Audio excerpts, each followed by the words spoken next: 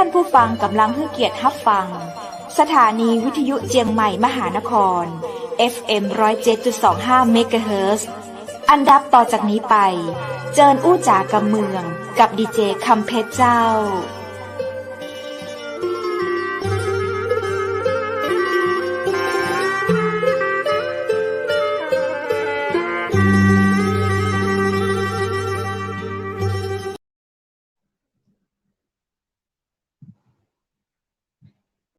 สวัสดีเจ้าสวัสดีคุณผู้ชมที่ฮักและก็เติงหาจัดนักนะเจ้ายินดีจัดนักได้มาเจอกับคุณผู้ชมนะเจ้าขอต้อนรับคุณผู้ชมที่ฮักทุกคนทุกท่านเข้าสู่รายการ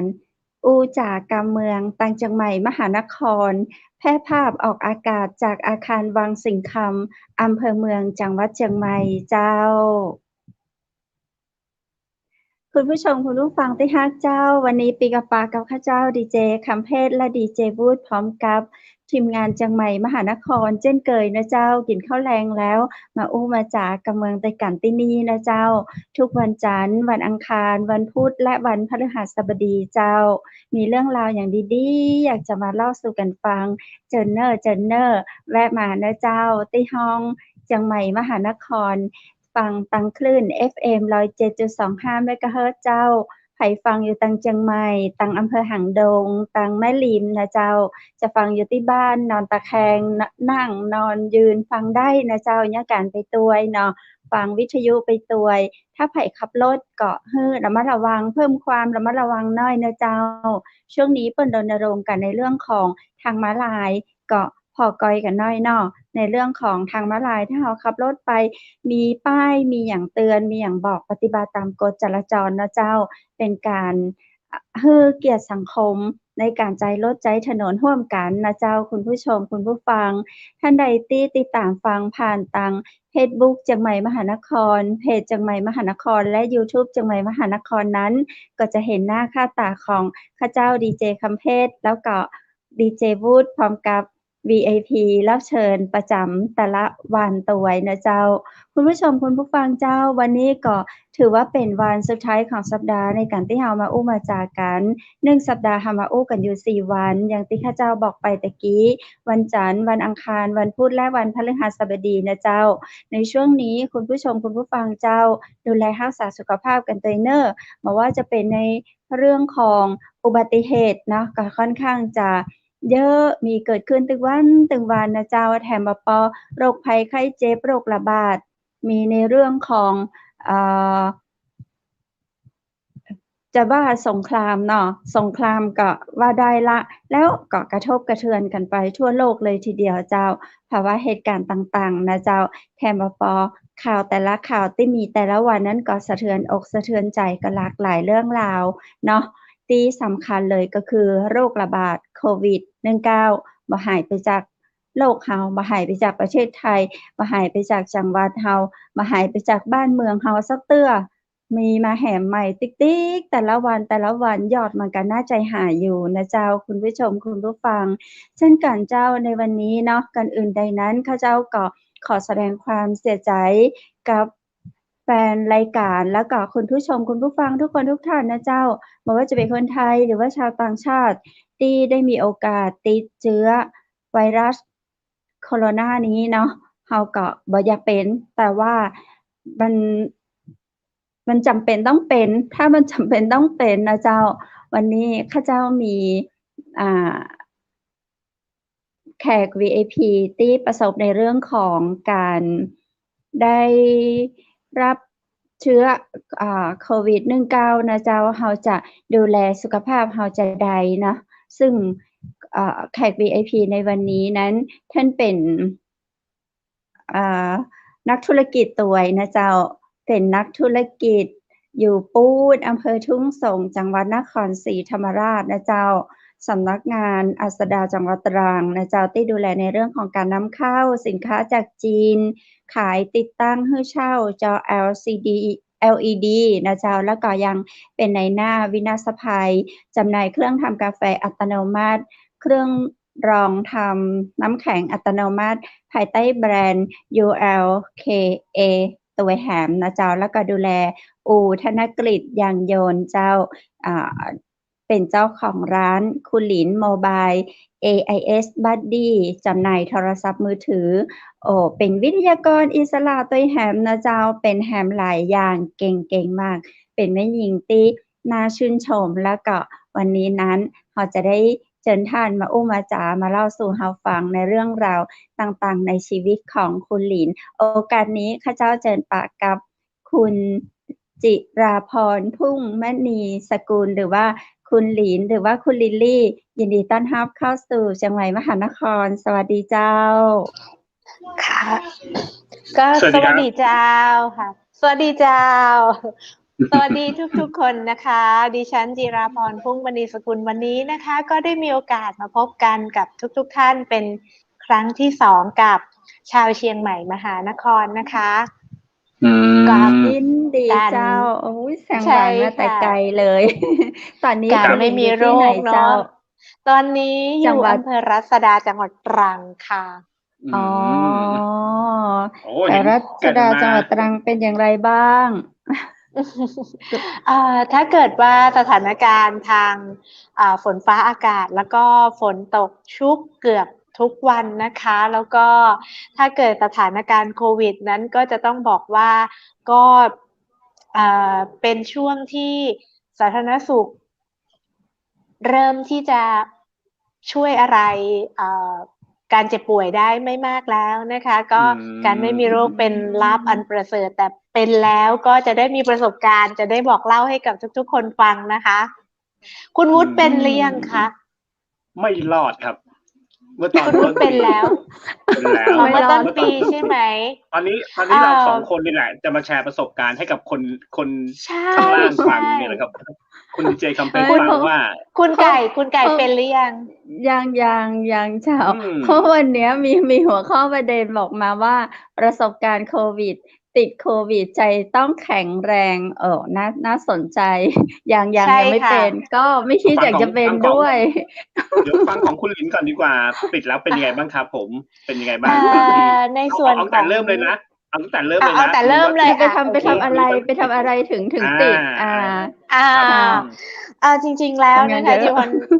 หลินเนี่ยเป็นคนที่แบบระมัดระวังตัวมากเลยนะเป็นคนที่แบบระวังตัวเป็นอย่างสูงแต่ติดโควิดจากออฟฟิศค่ะคนทำงานที่ออฟฟิศคือเราอะนะคะเราจะระแวงในความเป็นจริง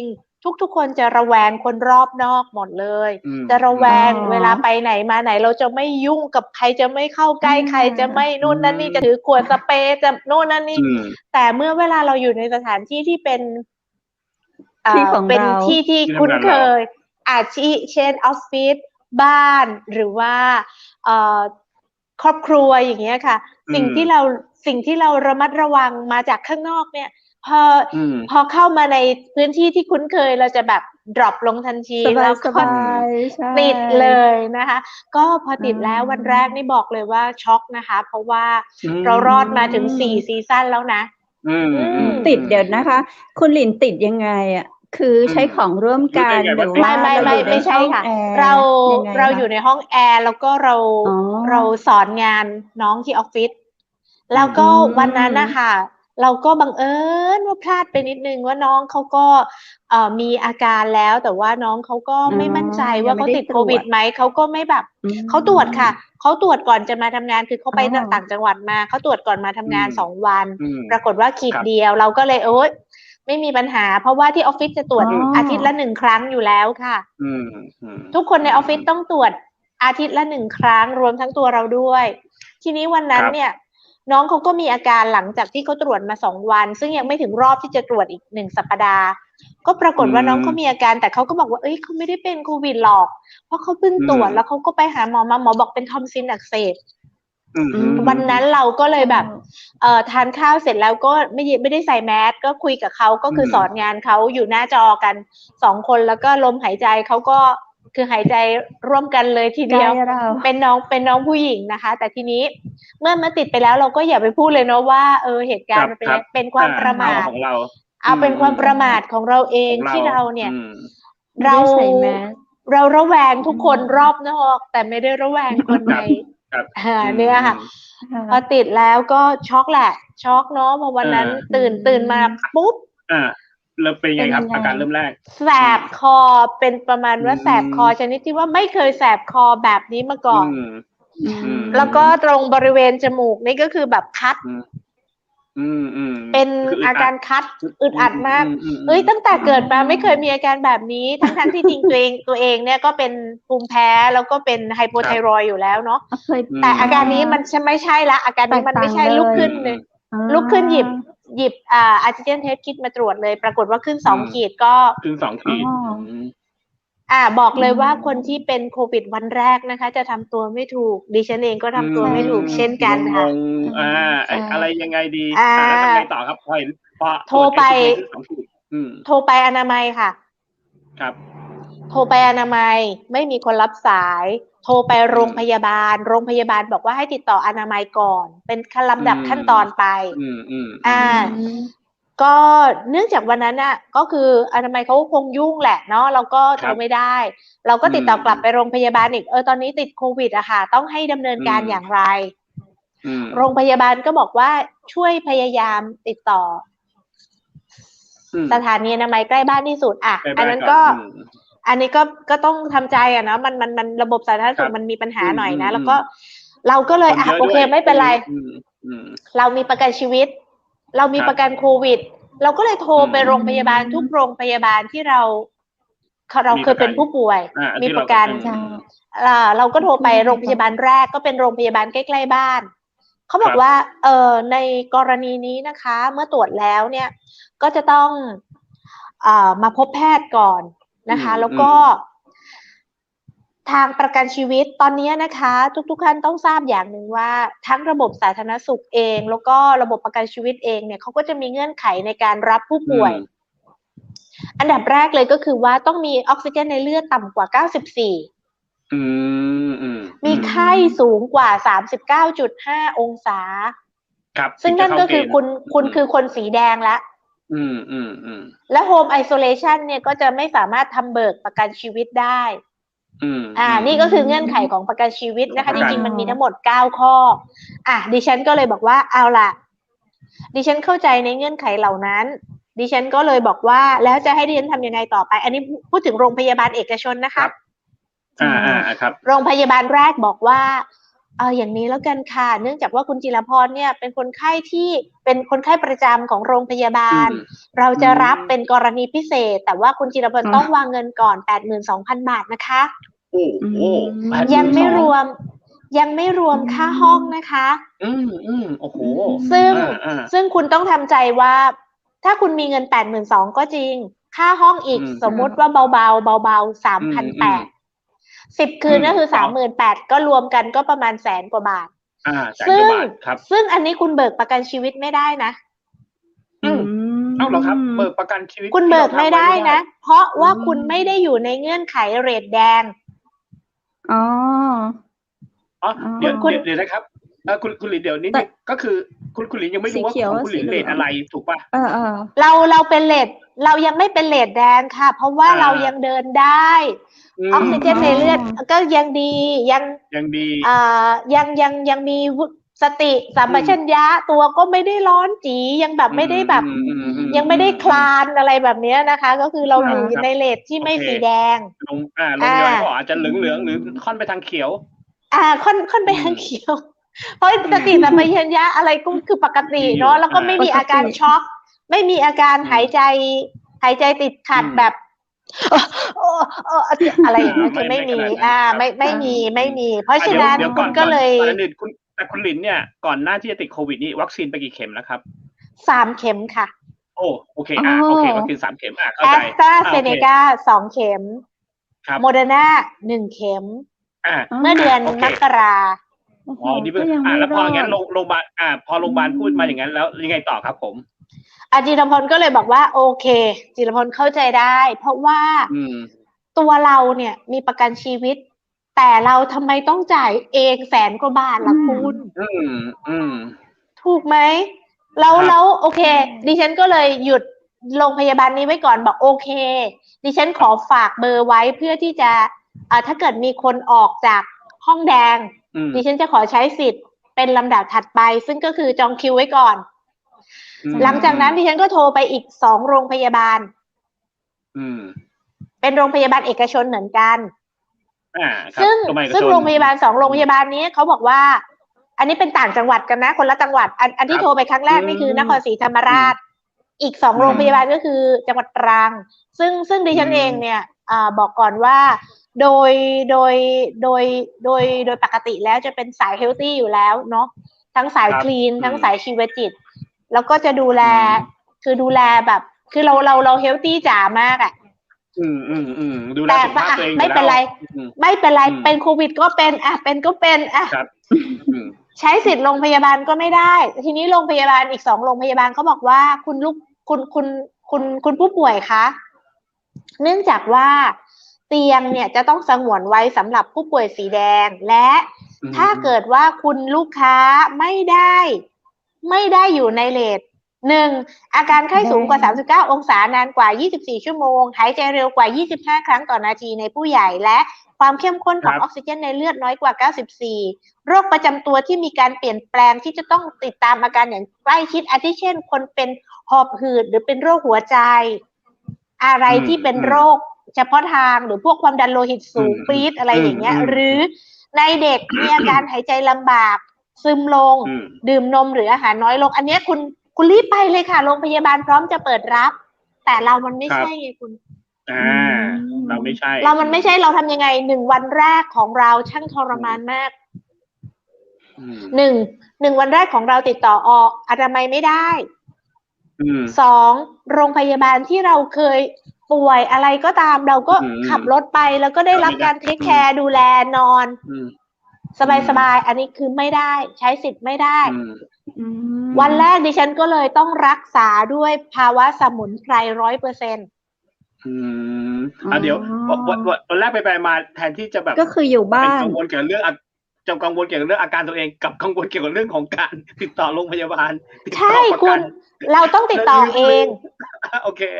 เราต้องติดต่อเองเพราะว่ามันเป็นสิทธิ์ของเราแล้วก็ตอนนั้นน่ะเรายังอยู่ในภาวะช็อกอยู่นะคุณคือเฮ้ยดูแลตัวเองขนาดนี้แล้วติดโควิดได้ไงวะอะไรอย่างเงี้ยนะ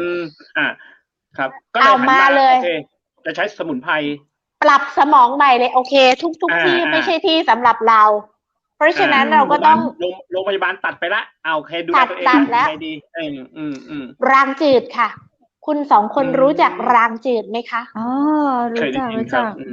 สมุนไพรรางจืดเป็นสมุนไพรที่อันนี้ดิฉันใช้สมุนไพรสดนะคุณไก่ว่านรางจืดเป็นคือแล้วเราไปเอามาจากไหนล่ะคะที่บ้านปลูกไว้เหรอมี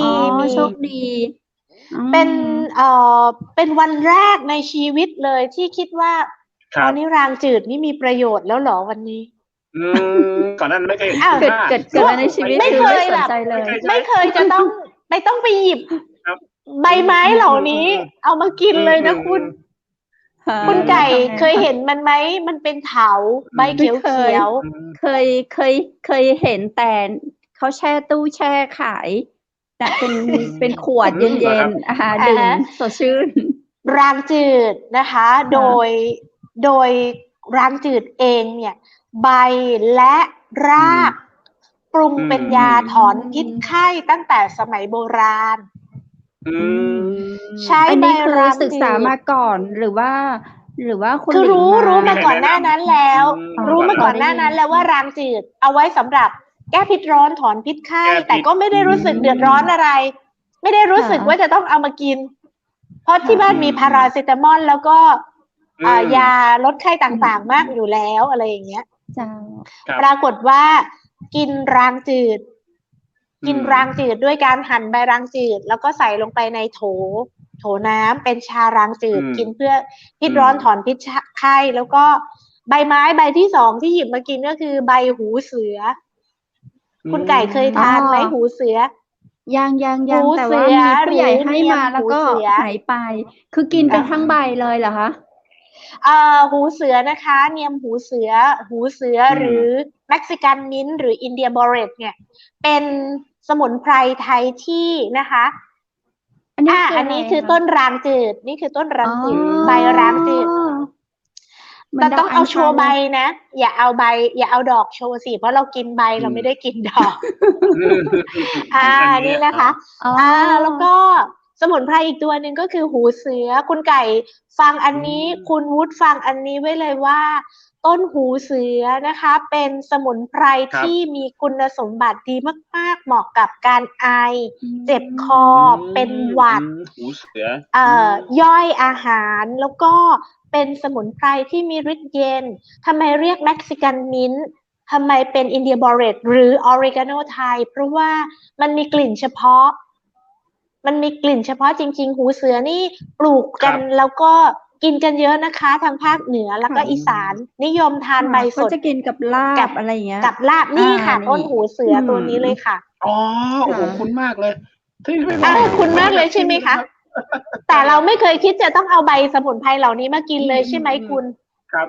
ยิ่งกินสดๆยังไม่เคยคิดแน่นอนใบนี้นะคะดิฉันจะบอกว่าเกิดมาดิฉันไม่เคยรู้เลยว่ามีอยู่ในประเทศไทยแต่ตอนนั้นดิฉันไปอยู่ที่ฟิลิปปินส์20 วันแล้วคนที่ฟิลิปปินส์เนี่ยเนื่องจากภูมิอากาศของฟิลิปปินส์เนี่ยจะเป็นฝนตกชุกเพราะว่าอยู่ในพื้นที่เส้นศูนย์สูตรร้อนจัดฝนตกหนักแล้วก็มีมรสุมบ่อยคนที่ฟิลิปปินส์นะคะบอกดิฉันว่านี่คือยายาสมุนไพรอย่างดีอะไรยาอะไรฟิลิปปินส์สมุนไพรฟิลิปปินส์ทีนี้ตัวนี้นะคะเขาก็สอนดิฉันว่าให้ทำยาอย่างไรเขาก็บอกว่าเอาตำแล้วบีบน้ำใส่เกลือใส่มะนาวใส่น้ำผึ้งตัวนี้เป็นยาแก้ไอที่ชะงัดมากแล้วก็ดีมากๆวันแรกดิฉันก็รับประทานหูเสือกับรางจืดชีวิตรอดมาได้ไป1 วันแล้วก็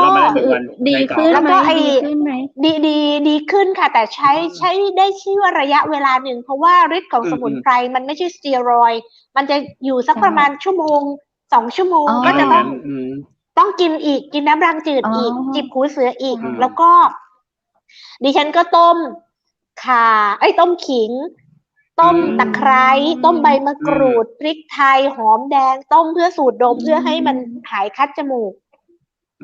เรียกง่ายๆก็คือเครื่องต้มยำอ่ะเนาะคล้ายๆเครื่องต้มยำเหมือนนะพูดถึงแล้วประมาณนั้นเลยคือใจยังคิดถึงที่จะไปโรงพยาบาลอีกไหมพอเรามายังค่ะตอนนั้นก็ยังทออยู่คือพอสูตรอะไรดีขึ้นก็เอาละโทรหาอนามัยละเพราะอะไรเพราะต้องการเข้าถึงการรักษาแต่เดี๋ยวเพราะอะไรนะครับนิดนึงครับก่อนที่จะก็คือเอาหั่นเครื่องต้มยำไม่ว่าจะเป็นหอมแดงตะไคร้ใบมะกรูดหั่นไปแล้วก็ไม่ถึงไงครับสูตรดมอย่างนี้เลยเหรอครับใช่ค่ะต้มในหม้อแล้วจังหวะที่เขาเดือดที่มีไอมีควันอะไรเงี้ยใช้ไอนี่แหละค่ะสูตรดมเพื่อที่จะให้จมูกโล่งให้ลำคอโล่งดีค่ะดีแต่ก็เหมือนที่บอกเผื่อคนจะมันได้ชั่วระยะเวลาหนึ่งเท่านั้นคุณวุฒินึกออกไหมคุณไก่นึกออกไหมมันใช้ได้ชั่วระยะเวลาหนึ่งก็คือมันจะไม่เหมือนเราน้ำแล้วก็กระหายน้ำดื่มแป๊บเดียวก็หิวใช่ไงต่อครับไงต่อโหเข้มข้นมากเป็นนิ่มเหมือนเป็นหนังเลยนะคิดภาพตามแบบน่าสนใจมากโอเควันที่1ติดต่ออนามัยได้ตอนบ่าย 3ตอนบ่าย 3แล้วคือตั้งแต่เช้าติดต่อได้ตอนบ่าย 3แต่วันที่1เราก็เหตุใดจึงติดต่อได้โวยวายไปที่อสม.ไม่เป็นไรเจ้าหน้าที่อาสาเจ้าหน้าที่สาธารณสุขเขาโดนเยอะครับช่วงนี้ไม่เป็นไรคือเราบอกว่าเราเราไม่ไหวเรารู้สึกว่าเรามันป่วยมันเป็นโควิดมันยังไงต้องจิตต้องเข้าระบบยังไงต้องยังไงโอเคอนามัยบอกว่าพรุ่งนี้ 9 นาฬิกาต้องไปอนามัยเพื่อไปเข้าระบบโฮมไอโซเลชัน9 นาฬิกาต้องไปเดินทางไปที่อนามัยเลยเหรอครับใช่ค่ะต้องไปอนามัยด้วยตัวเองทีนี้เดี๋ยวก่อนนะครับคุณหลิงครับก่อนนิดนึงผมถามนิดนึงนะครับผมพยายามจะเปรียบเทียบกับตัวผมด้วยเพราะว่าคนฟังคุณหลิงก็จะได้ประโยชน์ไปด้วยอย่างเงี้ยคุณหลิงตรวจ ATK แล้ว แต่คุณหลินยังไม่ได้ไปตรวจที่ไหนเลยต่อ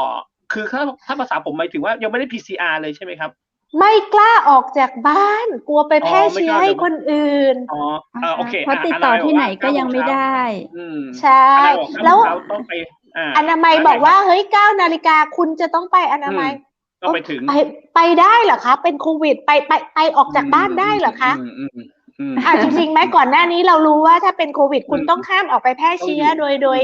ดยมารยาททางสังคมแล้วคุณต้องห้ามออกไปใช่ครับโอเคอนามัยบอกต้องไปด้วยตัวเองเพราะฝากใครไปไม่ได้อยู่แล้วครับต้องไปด้วยตัวเองสิครับใช่ปรากฏว่าเมื่อเราไปคนเดียวเลยขับรถไปคนเดียวไปทั้งงอมอย่างนั้นแหละเมื่อไปถึงแล้วปรากฏว่าพยาบาลมารับอันนี้ก็คือไม่มีวันที่2แล้วถูกต้องไหมครับวันที่2ตื่นเช้ามาวันที่2ก็คือเราผ่านคืนแรกไปได้แล้วเราผ่านคืนแรกไปได้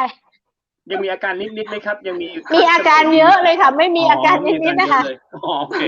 ไปอนามัยแล้วไงต่อครับค่ะไปอนามัยแล้วปรากฏว่าที่อนามัยไม่ใช่มีแต่เราค่ะทุกคนเป็นโควิดหมดเลยค่ะโอเคก็มีผู้ร่วมชะตากรรมประมาณ40 คนโอเค40 คนโอ้ไม่ได้มีแต่เราโอเคโอ้เยอะนะนี่อนามัยนะนี่ตำบลเล็กๆนะคุณอนามัยนะนี่ตำบลเล็กๆนะ40 กว่าคนโอ้โหคุณหลินเดี๋ยวผมถามนิดนึงช่วงที่คุณหลินเป็นเนี่ยนานหรือยังครับผ่านมาเมื่อวันที่11ค่ะจิรพรเป็นวันที่11 มีนาคม 2565เป็นช่วงที่พีคเลยนะโอเคพีคอย่างแบบสุดพีคเลยค่ะก็ตอนนี้คุณหลินเล่ามาถึงวันที่12 มีนาคมนี่วันที่2คือไปที่อนามัยมีผู้ร่วมชะตาชีวิตทั้งหมด40 ท่านทุกท่านนะคะก็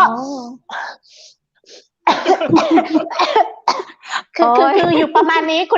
คุณนึกสภาพออกเนาะนี่เป็นคนที่เราเรื่องราวไม่อยากลงรถเลยได้ไม่เห็นเลยแล้วเราก็ด้วยความที่แบบเราก็เฮ้ยเอายังไงดีวะเนี่ยแบบต้องคุมหัวคุมอะไรคือไม่ให้คนโดนเชื้อไหมต้องไม่ให้ใครเข้าใกล้ไหมอะไรยังไงเอาไปเจอคือทั้งหมดอ่ะทุกคนเป็นโควิดหมดอ่ะก็ปรากฏว่าอันนี้คืออันนี้เป็นความจริงที่เล่านะก็คือคนที่ไปอยู่ในนั้นน่ะเขาไม่ได้อยากไปคุณเขาก็เหมือนเราบางคนเขาก็มีประกันชีวิตเขาก็อยากไปโรงพยาบาลเขาอยากเข้าสู่การรักษาให้เร็วที่สุดไม่ได้อยากจะมานั่งรอนั่ง4 ชั่วโมงค่ะตอนนั้นโอ้โห4 ชั่วโมงที่ต้องอยู่ที่อนามัยรอค่ะคือนั่งรอเฉยๆเนี่ยนะนี่คือระบบสาธารณสุขนี่คุณตัดช่วงนี้ไปได้ก็ตัดไปเลยนะเดี๋ยวดิฉันจะถูกฟ้องไม่คือดิฉันไป9 นาฬิกาดิฉันไป9 นาฬิกาแต่น้องที่ออฟฟิศคนที่ติดที่พามาติดดิฉันเนี่ยไปตั้งแต่8 โมงครึ่งยังก็ไปเจอกันที่ก็ไปเจอก็ไปต้องไปเจอกันเพราะอยู่ตำบลเดียวกัน4 ชั่วโมงทำไมถึงต้องรอครับทำไมระบบต้องเป็นแบบนี้นั่งแบบสะเทือนใจนะคุณมีเงินก็ต้องรออยู่อย่างนี้ไม่มีเงินก็ต้องรออย่างนี้ทุกคนเสมอภาคเพราะเป็นโควิดคนเป็นโควิดทุกคนเสมอภาคค่ะครับจะรวยจนมีเป็น10 ล้าน20 ล้านคนก็ต้องนั่งรอค่ะรวยกว่าดิฉันก็นั่งรออยู่คนที่รวยกว่าดิฉันก็นั่งรออยู่ใกล้ๆดิฉันเหมือนกันรวยเยอะด้วยคนนี้แบบก็ต้องนั่งอยู่อย่างนี้เพราะว่าอะไรคะทุกคนต้องการเข้าสู่กระบวนการรักษาปรากฏว่าผลการรอ4 ชั่วโมงดิฉันรอได้แค่3 ชั่วโมง 45 นาทีทำไมคะคุณต้องสงสัยว่าทำไมถึงต้องไม่รอให้ครบให้ชาวบ้านเขาให้ครบไปไม่มีน้ำดื่มนะไม่มีอาหารให้นะเพราะว่าเจ้าหน้าที่เขาก็ยุ่งมากพอไม่มีใครมานั่งซัพพอร์ตอะไรคุณต้องวัดความดันเองนะถามนิดนึงเห็นเท่าที่เห็นด้วยสายตามีเจ้าหน้าที่ประมาณกี่คนที่ต้องรองรับ40 คน6 คนเองนะโอ้โหแต่ละคนมีเจ้าหน้าที่หน้าโต๊ะ2 คนเจ้าหน้าที่ตรวจ RTK 1 คนเจ้าหน้าที่จัดยา1 คนคีย์อะไรแบบนี้ค่ะก็พวกมัน6 คนเดินไปเดินมาอยู่ในนั้นน่ะนี่คือมันเป็นอนามัยนะเราเข้าใจเราก็ไม่ได้เรียกร้องอะไรเพราะว่า เราก็มีน้ำดื่มในรถเราก็เอาน้ำดื่มลงไปทานอยู่แล้วแล้วก็คนอื่นๆเขาก็ซื้อน้ำดื่มใกล้ๆอะไรเงี้ยซึ่งเขาก็ต้องเดินออกไปซื้อเขาก็ไปแพร่เชื้ออยู่ดีอะคุณแล้วมันจะยุติการแพร่เชื้อได้อย่างไรอันนี้คือเป็นเรื่องจริงอะทำไมดิฉันถึงรอได้แค่3 ชั่วโมง 45 นาทีเพราะดิฉันมีนัดที่โรงพยาบาลเอกชนอีกแห่งหนึ่งต่างคนละอำเภอไปคนละจังหวัดไปทำไมดิฉันถึงต้องไปโรงพยาบาลเอกชนเพราะดิฉันหวังว่าดิฉันจะเข้ากระบวนการ Home Isolation ของโรงพยาบาลเอกชนเพราะดิฉันมองว่าถ้าเลือกได้เราอยากจะเข้าใกล้หมอมากที่สุดดิฉันก็เลยฝากน้องที่เป็นโควิดด้วยกันเนี่ยน้องพี่กลับไปก่อนนะน้องรับยาให้พี่ด้วยซึ่ง4 ชั่วโมงนั้นได้ยาอะไรบ้างพาราเซตามอลยาแก้ไอยาอมมะแวงยาลดน้ำมูกครับไม่มีฟ้าทลายโจรไม่มีฟาวิพิราเวียนี่คือ4 ชั่วโมงของประชาชนทั่วไปครับแล้วถ้าใครอยากได้ใบรับรองแพทย์คุณต้องจ่ายใบรับรองแพทย์บวกใบ RT-PCR 2,000 บาทนี่โรงพยาบาลรัฐบาลนะรัฐบาลนะรัฐบาลนี่รัฐบาลทำให้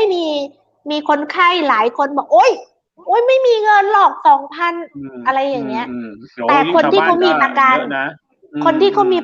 เขายินดี 2,000 ไม่มีปัญหาแต่มันต้องไปตรวจอีกวันนึงแล้วก็รอรับผลอีกวันนึงก็คือเท่ากับว่าพรุ่งนี้ตรวจมะรืนนี้จะได้ผลหรือมาเรื่องนี้ถึงจะได้ผลอันนี้คือของรัฐบาลในราคา 2,000 บาทแล้วดิฉันเองเนี่ยติดต่อ Home Isolation ของโรงพยาบาลเอกชนไว้ในเมืองขับรถไป70 กิโลครับเพราะดิฉันคาดหวังว่าดิฉันจะได้นอนที่นั่น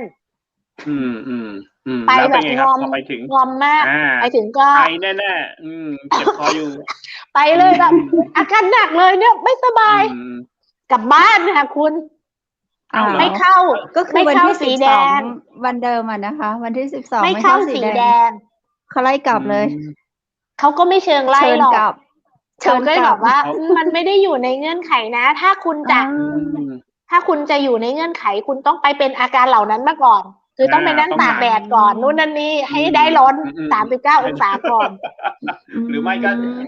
คุณหลีแล้วทางโรงพยาบาลเนี่ยเขาถามเราไหมว่าถ้าเรากลับไปที่บ้านแล้วจะมีคนดูแลเราไหม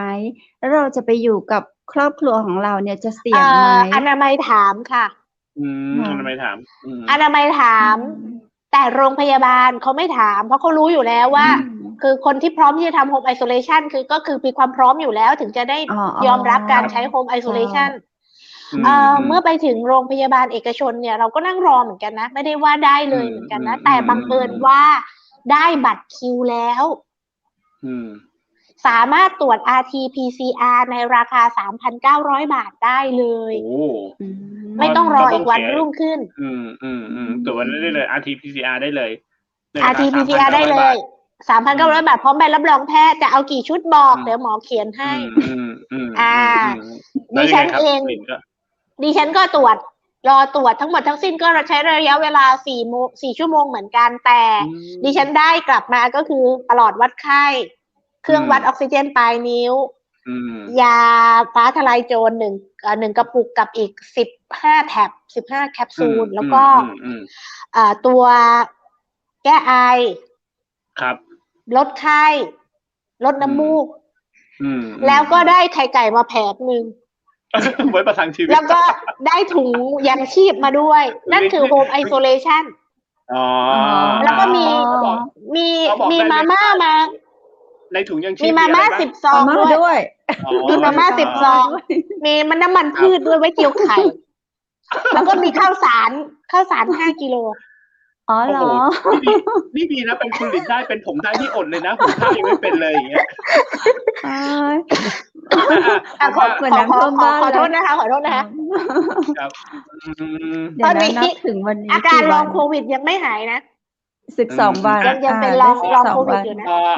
อันนั้นคือลงไปถึงโรงพยาบาลเอกชนเป็นคนให้มาครับถุงยังชีพแล้วก็อะไรอันนั้นคือ จังหวัดเป็นคนให้ค่ะ แต่เอามาไว้ที่โรงพยาบาลเอกชนที่รับเป็นโฮมไอโซเลชันให้กับผู้ป่วยเขาก็จะให้พวกเนี้ยคนอย่างที่พวกเนี้ยกลับไปทุกคนจะได้อย่างนี้หมดได้ถุงใส่ขยะติดเชื้อด้วยสีแดงๆนะต้องเป็นสีแดงใช่ก็คือดิฉันหน้ากากอนามัยหน้ากากอนามัยไม่ได้ค่ะเพราะว่าที่บ้านมีคือดิฉันไม่ได้อยากให้เราเปรียบเทียบว่าดิฉันไปตรวจ3,900แล้วได้อย่างนี้มาไม่ใช่นะคนอื่นก็ได้เช่นกันใช่ใช่แต่ทำไมที่อนามัยไม่ได้ล่ะแล้วทำไมผู้ป่วยที่อยู่ที่อนามัยที่อยู่พร้อมดิฉัน40 ท่านนั้นน่ะเขาก็ต้องอยู่ในระบบสาธารณสุขอย่างนี้ใช่ไหมใช่ครับดิฉันไม่ได้โทษนะว่าเพราะอนามัยบ้านนอกเลยคือมันไม่ใช่นะดิฉันโทษว่าระบบสาธารณสุขนะครับเดี๋ยวคุณหลินครับอย่างนี้แล้วน้องคนที่เขาติดมาด้วยคุณหลินเขาก็ตรวจที่อนามัยใช่ไหมครับผมใช่ค่ะเขาก็ยังอยู่ที่อนามัยแต่ที่เขาตรวจเนี่ยเขาก็ได้การตรวจ PCR ด้วยใช่ไหมครับเขาไม่จ่าย 2,000 ค่ะเขาขอแต่ใบรับรองแพทย์เหรอครับผมทุกคนที่ต้องการใบรับรองแพทย์ต้องจ่าย 2,000 ที่ทุกคนที่ต้องการตรวจ RT-PCR และต้องการใบรับรองแพทย์ก็คือ 2,000 อยากได้ใบรับรองแพทย์อย่างเดียวก็ต้องรอนัดวันไปเอาไม่จ่ายเงินนะใบรับรองแพทย์ขอโทษพูดผิดครับโอเคแล้วพอคุณหลินได้อย่างนั้นแล้วก็เลยโอเคต้องกลับมาดูแลตัวเองที่บ้านแล้วเพราะตัวเองเนี่ยต้องกลับค่ะเท่าที่ดูอันนี้หมอเป็นคนบอกใช่ไหมครับว่าของคุณหลินเนี่ยน่าจะอยู่ประมาณสักเขียวหรือเขียวอ่อนแหละไม่ดีวันนั้นไม่ได้พบแพทย์นะคะไม่ได้พบแพทย์ด้วยไม่ได้พบแพทย์ค่ะพบแต่คุณพยาบาลวิชาชีพ2 วันนะ2 วันตอนนี้ยังไม่เจอหมอเลยโอเค2 วันวันที่ 3ค่ะต่อมาวันที่ 3เลยค่ะอย่าให้ยืดเยื้อวันที่ 3อาการหนักค่ะอาการหนักวันที่3เหรอครับค่ะอาการหนักเพราะว่าก็คือวันที่13 มีนาคมใช่ค่ะคือไอประหนึ่งเหมือนว่าเป็นมะเร็งปอดยังไงไอขนาดนั้นเลยเหรอครับไอประหนึ่งเหมือนว่าเป็นมะเร็งปอดกูจะตายแล้วนะไอตลอดเลยคนที่ไม่กลางคืนนอนไหมคะไม่ได้หลับไม่ได้นอนค่ะลุกขึ้นมาไอแบบไอไปไหนคุณหลินแต่พอได้ยาวันที่2เนี่ยก็เริ่มกินยาแล้วใช่ไหมครับเริ่มกินยาแล้วค่ะเริ่มกินยาตั้งแต่ตอนเย็นที่กลับจากโรงพยาบาลที่กลับจากโรงกินโทษทีนะครับกินฟ้าทลายโจรหรือว่ากินฟาวิพิลาวีกินทุกอย่างฟาวิไม่ได้มาค่ะเพราะเราไม่แดงค่ะเราไม่ได้อยู่ในสีแดงกินฟ้าทลายโจรกินตามที่เขาเขียนไว้เลยใช่ไหมครับกินที่เขาให้มาแล้วแหละฟ้าทลายโจรยาแก้ไอลดน้ำมูกพาราแล้วก็ยังคงกินรังจืดและหูเสืออยู่แต่วันที่3ก็หนักค่ะหนักเพราะว่ากลางคืนไม่ได้นอนไงมัวแต่ลุกขึ้นมาไอคุณนึกคุณเคยคือคนที่ติดเชื้อไม่แสดงอาการนี่โอ้โหแบบเป็นคนที่โชคดีมากค่ะต่อไปเลยนะวันที่3วันที่3คือไม่ไหวละร้องขอชีวิตละประกาศหาผู้เฝ้าเลยประกาศหาผู้เฝ้าดูแลเลยค่ะบอกว่าจิรพรไม่ไหวแล้วคือจิตตกแรงแล้วแล้วไงก็เลยยอมผ่านวันที่3ไปก่อนนะเพราะว่าวัดไข้ทุกครั้งก็ไม่ขึ้น39ออกซิเจนนะครับออกซิเจนก็ได้94 95 96 97ก็เป็นปกติวันที่14ไม่ไหวแล้วนะวันที่14ขับรถจากบ้านไปโรงพยาบาลในเมืองเลยที่เดิมขอพบหมอโรงพยาบาลเอกชนที่ไปรับโฮมไอโซเลชันมาก็รออยู่ประมาณ2 ชั่วโมงก่อนจะไปนี่โทรไปเช็คก่อนแล้วนะว่าดิฉันอาการไม่ดีขึ้นเพราะว่าดิฉันโทรหาพยาบาลทุกวันนะทุกวันที่ดิฉันอยู่โฮมไอโซเลชันคือดิฉันโทรทุกวันเพราะดิฉันรู้สึกวิตกโรคจิตแบบจิตตกเสร็จแล้วพยาบาลบอกนี่นะคะเดี๋ยวถ้าเกิดว่าไม่ดีขึ้นนะเดี๋ยวพรุ่งนี้มาโรงพยาบาลนะคะอะไรอย่างนี้ใช่ไหมวันที่14ก็คืออยู่ไม่ได้ละมันอยู่ไม่ได้แล้วแบบไอมหาไวรัส ขับรถอาบน้ำแต่งตัวขับรถไปโรงพยาบาล ก่อนจะไป มีพี่ที่สนิทบอกน้องจะไปแบบนี้ไม่ได้น้องต้องโทรไปบอกเขาก่อนเผื่อเขาจะต้องให้คนใส่ชุดอะไรชุดอวกาศมารับประตูหลังออกประตูหน้าขึ้นข้างบนลงข้างล่างลิฟต์พิเศษอะไรเงี้ยไม่มีโทรไปเขาก็บอกว่าคุณก็มาที่เต็นท์ข้างๆโรงพยาบาลตามปกติเลยเพื่อจะพบหมอเพื่อรอคิวตรวจก็เหมือนเดิมอีกเหมือนเดิมแต่ได้พบหมอนะดีใจด้วยวันที่ 4ได้พบหมอได้ตรวจเอ็กซเรย์ปอดเอ็กซเรย์ปอดได้เอ็กซเรย์ปอดไม่เสียเงินนะคุณนี่คือใช้สิทธิ์ของการทำโฮมไอโซเลชันของรัฐบาลนะยาทุกอย่างที่ได้รับมาวันแรกก็ไม่เสียเงินนะเอ็กซเรย์ปอดก็ไม่เสียเงินเป็นสิทธิ์ของประชาชนพึงมีครับแล้วไอ้คนที่ไออยู่ที่อนามัยอ่ะไม่รู้นะน่าเห็นใจทีนี้ดิฉันพบหมอเสร็จพอหมอตรวจปอดก็คือตรวจฟิล์มปอดเสร็จแล้วก็คุณหมอก็บอกว่าปอดปกติไม่ลงปอดไม่ลงปอดแต่ดิฉันเองเนี่ยวันนั้นนะออกซิเจนอยู่ที่91 92 93 94ออกซิเจนวิ่งไม่เสถียรต่ำนะอัดวิดีโอคลิปไปประมาณ 7-8 วิดีโอคลิปคุณหมอไม่ดูคุณหมอให้วัดนะปัจจุบันตอนนั้นแล้วดิฉันบอกว่าเนี่ยมันได้94คุณหมอได้93 94คุณหมอสั่งพยาบาลเปลี่ยนอันเปลี่ยนเครื่องวัดออกซิเจนเปลี่ยนเครื่องวัดออกซิเจนเปลี่ยนเครื่องวัดออกซิเจนนี่น้ำตาร่วงเลยนะวันนั้นน่ะคุณนึกออกไหมว่าเปลี่ยนแล้วก็มันก็94 95 96นั่นแหละมันยังไม่ลงมาเหลือ91 92เหมือนตอนอยู่บ้านเลยคุณก็แบบวันนั้นน่าร้องไห้นะคุณไก่นั่งร้องไห้ที่โรงพยาบาลนะคะเพราะว่ารู้สึกรันทดรันท้อใจกับตัวเองแล้วคุณหมอเนี่ยคุณหมอพูดกับเราคำหนึ่งว่าถ้ายืนยันจะนอนโรงพยาบาลให้ได้สำรองจ่ายเองนะกี่บาทอะคุณเราก็รู้มาแล้วว่าประมาณ100,000 กว่าบาทเรารู้มาแล้วจากโรงพยาบาลอื่นเพราะว่าพี่ชายที่อยู่กรุงเทพก็ต้องประมาณ100,000 กว่าเหมือนกันแต่บังเอิญพี่ชายเราอ่ะเป็นสีแดงเขาก็เลยไม่ต้องจ่ายแต่ไอเราเนี่ยยังไงก็ไม่แดงสักทีสงสัยจะกินลางจืดกับหูเสือเยอะไปแล้วคุณหมอบอกว่าไงครับพอวันที่4ปุ๊บคุณหมอว่าไงกลับบ้านปลอดปกติ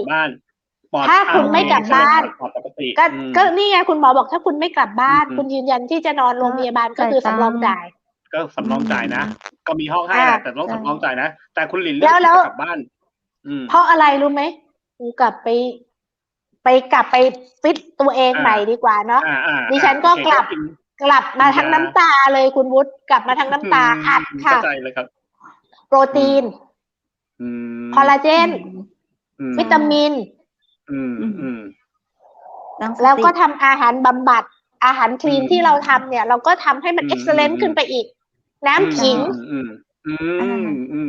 โปรตีนนะคะโปรตีนที่ได้มาจากปลาหมูไก่ไข่โปรตีนจะช่วยเราซ่อมแซมส่วนที่สึกหรอครับวิตามินซีที่ได้มาจากผลไม้ที่มีรสเปรี้ยวแล้วก็วิตามินซีที่เป็นเม็ดแคปซูลอะไรต่างๆดีมากจะทำให้ร่างกายฟื้นฟูครับตั้งแต่วันที่14 15 16 17จนครบ7วันดิฉันตรวจก็เป็นลบแต่คือตั้งแต่วันที่4เนี่ยก็ฟ้าทลายคือเลิกจิตตกแล้วด้วยคือเลิกจิตตกแล้วเลิกแล้วนะโอเคแล้วแต่ก็กินยาตามที่กินยาตามที่เขาบอกมาแล้วก็ยังไอมโหฬารใช่ยังมีไอมโหฬารชวนป่วยปีแปรกอค่ะตาลูกกตัญญูมาค่ะครับผมแต่ก็วัดออกซิเจนตัวเองทุกวันป่ะครับทุกวันค่ะวัดทุกวันก็คือมีกระบวนการ Home Isolation ก็จดบันทึกอะไรต่างๆแล้วก็อีกอย่างหนึ่งที่ดิฉันทำก็คือเมื่อ3 วันแรกดิฉันเมนมาคุณไก่ดิฉันก็เลยไม่ได้อบสมุนไพรทีนี้ปู่กับย่าเนี่ยก็เลยต้มน้ำส้มน้ำส้มเขาเรียกว่าน้ำใบส้ม ใบส้ม ส้ม ครับ อย่างส้มปล่อยเมืองเหนือหรือเปล่าเหมือนส้ม คุณ ป เค ล่อย ย ไหม คุณเคยแบบเมื่อก่อนตอนเด็กๆป่วยไข้ ใช่ เขาจะต้มใบส้ม ถูกไหม ทางเหนือ มี เขา ใบ จะทำใบส้มปล่อย มีใบมะขา ส้ม ม 4 ชนิดใบส้มมะขาม ส้มปล่อย ส้มมะเฟือง ทางบอลขาว ใบส้มเม่า ต้ม ตอน3 วันแรกที่เมนมาไม่ได้อบตัวเนาะเขาก็ต้มน้ำเนี้ยเหมือนต้มให้เด็กที่เป็นไข้ทรพิษขัดออกเหือดอะไรอย่างเงี้ยค่ะ ต้มให้ดิฉัน3 วัน วันที่ 4ดิฉันอบสมุนไพรก็คืออบซาวน่าอบทั้งตัวอบตู้ซาวน่าช่วยตัวเอง ครับ ก็ดีขึ้น วันที่ 5ก็ทานยาปกติ ก็ ทานยาปกติ ที่เขาบอกให้ครบ ใช่ ก็ทำแบบนี้อยู่ จนครบ ใช่ 7 วัน ครบ7 วัน นะครับ ก็ กี่วันแล้วถึงวันแล้วเป็นลบ ก็ 7 วัน วันจริงๆวันนั้นไม่ได้คิดจะวัด แต่น้องคนที่เป็นก่อนมันวัดแล้วมันเป็นลบ แล้ว เราก็เลยวัดด้วย วัดด้วย แต่เรื่องของอาการไอนี่เบาแล้วใช่ไหมครับ ทุเลาค่ะ แต่ไม่ เรา ไม่ได้ดีขึ้นยังไอ ไม่100%ไม่100%แล้วคุณหมอที่ไล่กลับบ้านเขาบอกว่าก็เป็นโควิดเพราะว่าวันนั้นดิฉันเสมหะเริ่มมีสีขุ่นปนเลือดแล้วตอนนั้นคุณหมอค่ะคุณหมอช่วยตรวจเสมหะหน่อยได้ไหมคะมันเริ่มมีสีขุ่นปนเลือดแล้วคุณหมอก็บอกว่าก็เป็นโควิดนึกออกยัง กับ คือจบคำนั้นจบก็เป็นโควิดไงไม่ต้องตรวจก็เป็นโควิดแหละเสมหะมันก็เป็นอย่างนั้นแหละมันก็เป็นอย่างนั้นแหละมันก็ไม่สบายไงก็แล้วอย่างนี้ครับคุณหลินวันที่ 7เนี่ยเริ่มแบบโอเคเราตรวจ ATK ว่าเป็นลบแล้วภายหลังจากนั้นเมื่อกี้คุณหลินพูดมานิดนึงว่าหลังจากโควิดแล้วเนี่ยคุณหลินมีอาการเป็นลองโควิดค่ะมีอาการยังไงบ้างครับเล่าให้ฟังหน่อยอาการลองโควิดของดิฉันนะคะไม่เยอะเหมือนคนอื่นแต่ถือว่าสำหรับตัวดิฉันเองเนี่ยมองว่ามันก็ยังไม่ได้ง่ายเนาะชามือชาแขนไออ่อนเพลียทั้งสองข้างเลยเหรอคะใช่ค่ะอ่อนเพลียยังไม่สดชื่นเหมือนก่อนหน้านั้นอะไรยังไม่ 100% นั่นขนาดอัดวิตามินอัดโปรตีนอัดทั้งหมดแล้วนึกถึงคนที่อยู่อนามัยวันนั้นเนี่ยใช่นึกไปถึงคนที่ได้รับบริการสุขภาพที่อนามัยในวันนั้นโอ้อันนี้ผมเท่าที่ฟังจากคุณหลินนะคุณหลินเนี่ยดูเหมือนเป็นหนักเหมือนกันนะคุณในการที่ไอเงี้ยแต่ผมว่าคุณหลินโชคดีอย่างไหนใช่ไหมครับคุณหลินเนี่ยมีวัคซีนในร่างกายเนี่ย3 เข็มนะใช่ผมว่าถ้าคุณหลินไม่มีวัคซีนแล้วก็ตั้งสติได้ด้วยใจนะคุณใจรอดได้เพราะใจเลยพอปรับทัศนคติที่มีต่อกระบวนการสาธารณสุขได้ก็คือจบครับก็ประมาณเหมือนแบบว่าฉันไม่ง้อใครละฉันจะดูแลตัวฉันเองด้วยตัวฉันเองใช่ตนเป็นที่พึ่งแห่งตนเลยสเต็ปซิลอะไรนี่คือซื้อมากินเองเคสคุณหลินเนี่ยเป็นอะไรที่น่าสนใจมากตอนนี้เนี่ยถ้าเกิดคนฟังปุ๊บเนี่ยยังไม่เป็นแต่ช่วงนี้คนเป็นกันเยอะคุณหลินจะบอกเขายังไงดีว่าสาธุอย่าเป็นใครที่ยังไม่เป็นโควิดได้โปรดพึงระมัดระวังนะคะคุณกรุณาระมัดระวังตัวด้วยความสูงสุดเลยด้วยความระมัดระวังระดับสูงสุดอย่าประมาทพลาดพลั้งเผลอเรอว่าคนในบ้านไม่มีทางหรอกที่จะเป็นคนใกล้ตัวเรามากคนใกล้ตัวไม่เป็นหรอกเห็นกันอยู่ทุกวันไม่เป็นหรอกอย่าไปไว้ใจใครทั้งนั้นแม้แต่ตัวคุณเองเพราะเราเองเราออกไปข้างนอกเราอาจจะไปพบเจอหรืออาจจะไปติดเชื้อโดยที่ไม่ได้เจตนาเลยคุณไก่อะไรอย่างนั้นคุณคิดดูแล้วกันสมมุติว่านะสมมุติคุณวุฒิเนี่ยเป็นคนที่แบบอยู่ออฟฟิศเดียวกับคุณไก่คุณวุฒิแค่ขี้มูกคุณวุฒิเป็นโควิดแค่ขี้มูกแล้วไปตามโต๊ะตามเก้าอี้ติดแป้นคีย์บอร์ดหรือลูกบิดประตูคือคุณวุฒิอาจจะไม่ได้ตั้งใจ ครับ คุณวุฒิไม่ได้ตั้งใจ ค่ะ แต่บังเอิญ ไม่รู้ คุณไก่ ตัวด้วย คุณไก่ก็ลืมที่จะล้างแอลกอฮอล์เจ อะไร ล อย่างนั้นแล้วคุณไก่ก็บังเอิญไปแตะโดนสัมผัสโดนขี้มูกของคุณวุฒิแล้วก็บังเอิญเอามาโดนหน้าโดนตาโดน อ๋อ ดื่มน้ำแล้ว ก็จะ ไปโดนสัมผัส เข้าสู่ แก้ว ร่างกายเรา น้ำ เลย เอาไปเลย ครับ ค่ะ เอาไปเลย หรือ 100% ไม่เอา ใช่หรือแม้ผมว่านะคุณหลินคุณไก่ครับ อย่างแม้แต่ตอนเนี้ย เราก็กาดตกกันเยอะนะร้านอาหารน่ะ เป็นไปไม่ได้ที่เราจะใส่หน้ากากแล้วรับประทานข้าว แล้วเราจะ ใช่ ทา เล น ย เพราะว่าร้านอาหารเปิดแล้วเดี๋ยวนี้แล้วก็ไปนั่งทานเนี้ยตะเกียบ ดิ ช้ ฉั อน น ขอ อะไรเงี้ยเราก็ใช้ ขอฝาก ดีเลย ขอ ครับ ฝาก ได้เลย 2 ข้อ ครับ เนาะ ได้เลยครับ ของลองโควิดนะคะ มีเพื่อน เจ้า 3 คนนะคะ ที่โทรมาปรึกษาเรื่องลองโควิดพอเราโพสต์ไปใน Facebook ของเราว่า ตอนนี้หลินเป็นลองโควิดนะ เพื่อนคนที่ 1 บอกว่าจิตตก อยากฆ่าตัวตาย โอ้ขนาดนั้นเลยเหรอ เพราะมันมีภาวะเหมือนคนที่แบบอยู่กับโควิดมา10 วันแล้วมีอาการจิตวิตก อ๋อเจ้า คนที่ หด จิต หู่ สำคัญ ไม่มีความสุข กินอะไรก็แบบ มันนอยมัน เข้าใจเลย 1 วันนี้เหมือน อีก 1 คน เดือน นึง เลยไหม อีกคนนึงเขาบอกว่าหัวใจเขาเต้นผิดจังหวะและก็อ่อนเพลีย เจ้า นี่เฉพาะคนที่เรารู้จักนะ แล้วคนทั่วไป แล้วอีกคน แล้วก็อีก2 คน มีคน 2 คนคอมเมนต์เข้ามาใน Facebook หลินว่า อย่ากินยาฟาวิพิราเวียนะ เพราะมันมีอาการเอฟเฟกต์เยอะมาก ตอนนี้สารเคมียังไม่หมดออกไปจากร่างกายเลย อันนี้ที่ระยองนะคะ อันนี้พี่ที่ระยองติดต่อมา ส่วนน้องอีกคนนึงอยู่ที่หัดใหญ่เขาบอกว่าเขามีอาการไม่ดีเลยกับยาฟาวิพิราเวีย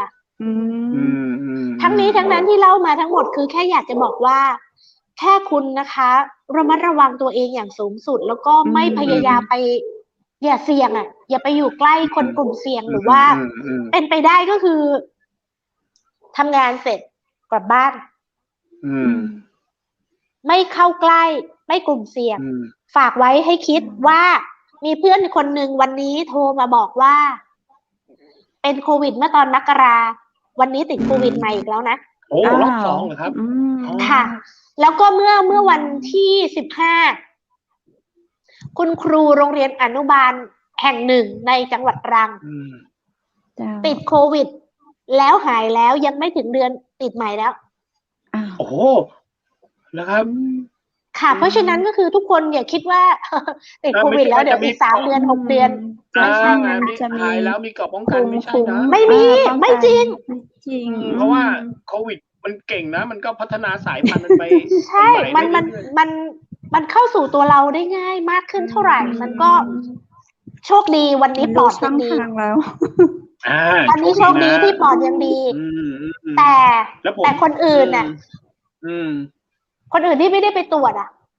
คนที่ไม่สามารถเข้าถึงการรักษาได้แต่กินยาเหล่านั้นแล้วก็ยังไอจนถึงเดือนกว่าแล้วยังไอไม่เลิกก็ยังมีอยู่นะคะโห แล้วผมว่าคุณหลินโชคดีมากผู้ที่ดูแลผู้ป่วยโควิดนะคะใจค่ะสำคัญที่สุดผู้ป่วยโควิดเป็นลองโควิดบางคนเขาอธิบายไม่ถูกว่าเขาเป็นยังไงอย่ากดดันแล้วก็อย่าเนี่ยแบบสำออยไม่หายอะไรอย่างเงี้ยคือมันไม่ใช่นะมันทำอย่างนั้นไม่ได้นะจิตใจสำคัญที่สุดนะผู้ป่วยโควิดก็เช่นกันค่ะคนที่มีอาการหดหู่ในหัวใจก็คือคุณต้องคิดบวกนะคุณต้องคิดใหม่นะฝากไว้เนี่ยฝากไว้แบบเป็นห่วงนะเรื่องคุณหลินเนี่ยเป็นอะไรที่แบบว่าน่าสนใจมากๆเลยนะขนาดดูแลตัวเองก่อนหน้านั้นเนี่ยดูแลตัวเองทั้งเรื่องของดูแลตัวเองในเรื่องของการรับประทานอาหารหรือดูแลตัวเองหลายอย่างนั้นดีนะเป็นสายเฮลตี้เข็มนะเป็นสายเฮลตี้ก็ไม่รอดไม่รอดค่ะอย่างที่บอกดังนั้นก็เป็นใจสำคัญเนาะสอนใจเป็นกรณีศึกษาที่ดีมากมายเลยเป็นประสบการณ์ที่ได้ประโยชน์มากๆเลยที่คุณหลินควรจะต้องมาพูดคุยกับทางเชียงใหม่มหานครต่อเพราะวันนี้หมดเวลาแล้วค่ะอย่าลืมฝากเรื่องสมุนไพรด้วยนะคุณสมุนไพรนะอย่าลืมฝากไว้ด้วย โอเคสำหรับวันนี้ก็เอาเท่านี้ก่อนเนาะแล้วก็ไว้คุยกันโอกาสหน้าแต่เราจะไม่คุยกันเรื่องโควิดแล้วนะรอบ2เราจะไม่มีกันเนาะใช่ค่ะยังมีเรื่องน่าสนใจจากคุณหลินเยอะมากเยอะมากๆอย่างเงี้ยได้เอาเป็นเรื่องโควิดโอเคเดี๋ยวคราวหน้าเดี๋ยวคุยกันในสัปดาห์ต่อไปเนาะค่ะสำหรับวันนี้ก็คงต้องขอลาทุกคนไปก่อนค่ะเลยให้สุขภาพแข็งแรงสู้ๆต่อไปสวัสดีค่ะโอ้โหก็ฟังแล้วแบบเป็นอะไรที่สอนตนเนาะสอนตนในเรื่องของการดูแลสุขภาพกายกับการใกล้ชิดกันการอย่าตกอย่าไว้ใจใครแม้แต่ตัวเราเองก็อย่าไว้ใจต้องคอยเตือนสติตัวเองตลอดให้มีการให้ตัวเองเนาะคุณเพชรแล้วก็ใน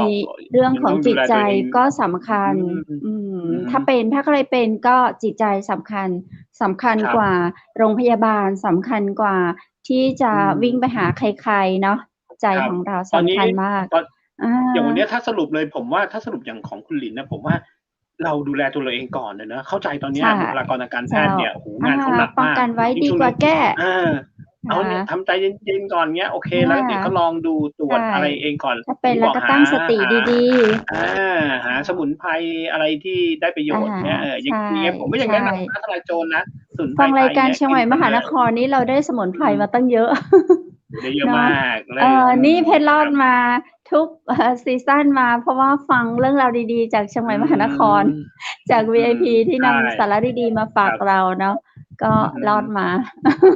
ขอให้รอดต่อไปโอ้ขอบอย่าเป็นเลยครับถ้าเป็นแล้วไม่สนุกเลยจริงๆครับผมนะฮะอย่าเป็นเลยแล้วโอ้โหจ้าในวันนี้เราได้อยู่นะจ้าว่าความไม่มีโรคเป็นลาภอันประเสริฐที่ดีที่สุดแล้วล่ะครับผมนะใช่เลยเนาะวันนี้ก็ต้องกราบขอบพระคุณ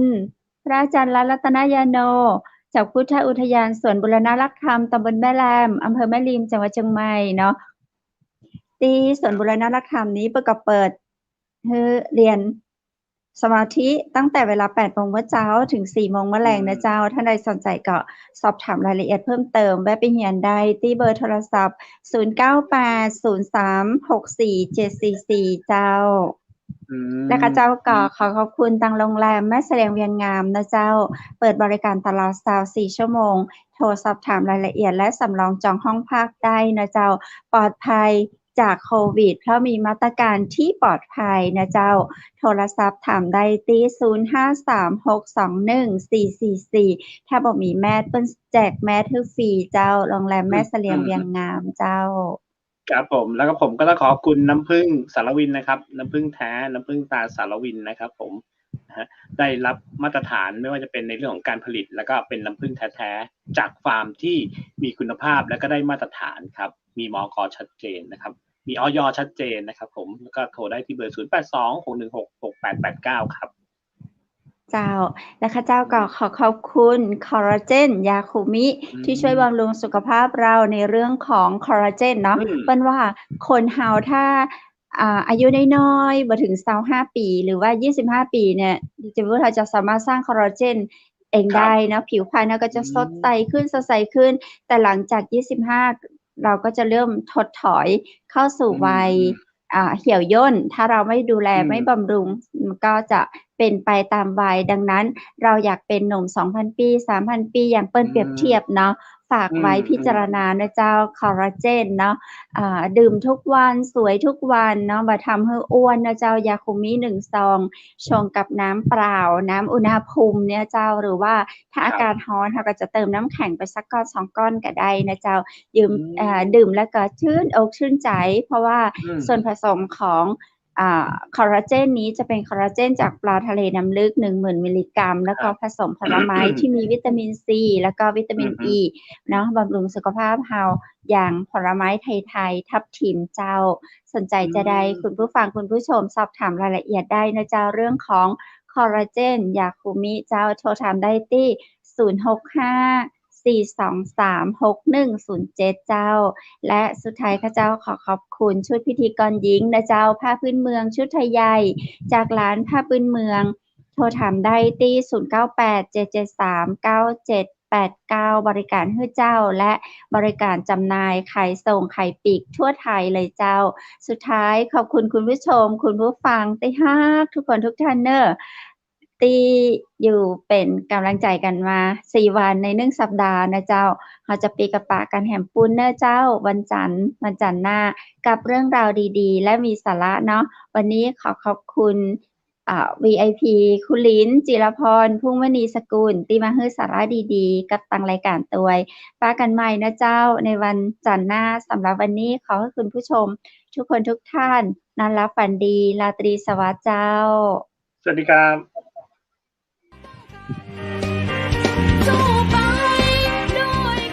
สถานีวิทยุเจียงใหม่มหานคร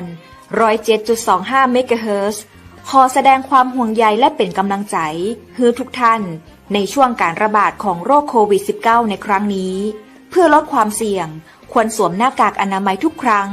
ล้างมือเป็นประจำขอให้อยู่ที่บ้านให้นักที่สุดด้วยความปรารถนาดีจากหมู่เฮาเจ้าเจียงใหม่มหานครสนับสนุนโดยกาแฟโกแมคคอฟฟี่และโรงแรมแม่เสรียงเวียงงามโทร 053-621-444 และ 081-595-2883